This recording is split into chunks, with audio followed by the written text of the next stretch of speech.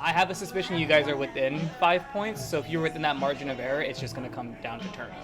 You guys are the only ones that are actually set up to at least are within striking distance according to how they're feeling about the race, which is a big deal because you guys would be the first people to top dem on dem incumbent. It's because California politics just isn't conducive to that type of upset. And this is Jimmy's first real race as an incumbent because he was special election 2017, turned right around, had to run again in 2018. So the race will be close, but I think you're definitely within striking distance, and you have the excitement.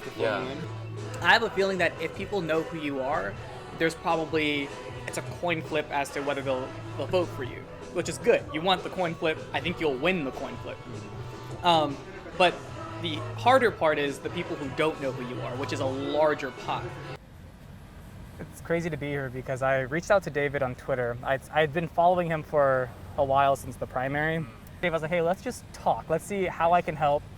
If I could do anything to help a progressive candidate, let's figure it out. So it's very rare you find a candidate that can inspire so many people. So when AOC ran, she campaigned for a year and a half before she ever got to be a serious contender.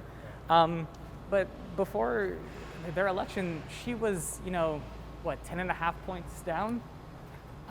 Everyone said the same thing that they said about any challenger to an incumbent, because again, your incumbent has hundreds of thousands, if not millions of dollars to go against you. Right. Joe Crowley, right, number 4 Democrat. Now, Jimmy isn't as powerful as Crowley is, but the California delegation is a bit more powerful than the New York delegation, so he's propped up by all of the incumbent members and all of his colleagues.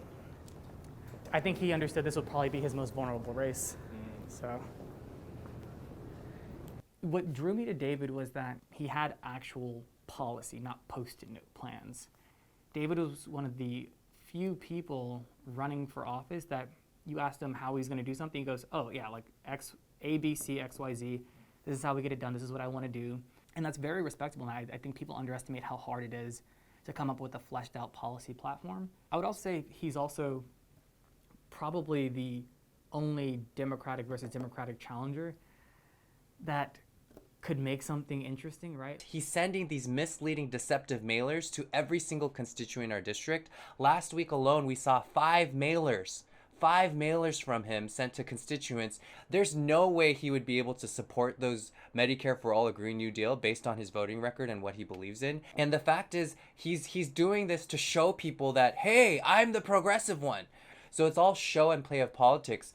If we were to ask whichever political analyst, they would easily look at our race and say, Jimmy probably has some sort of internal polling or something that's showing up for him to suddenly act like he's about to lose his spot. It's very sad to see him misleading people, but I hope he has this realization of, I should actually fight for progressive values if I'm telling everyone that I'm progressive right now.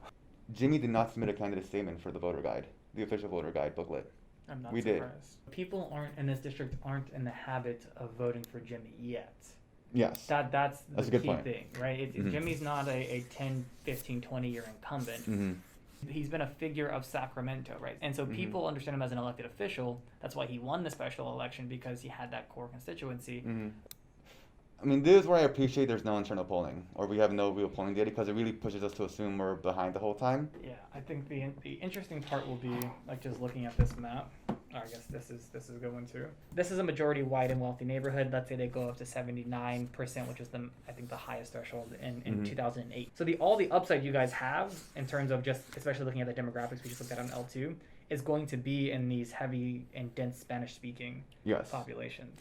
I think that's what people aren't understanding. There is a large block of people who will vote for the first time in this election. Absolutely. And that's why, activities like our ground game canvassing touch upon people that we don't have their voter data, but they'll see us on the way home from work, pretty much.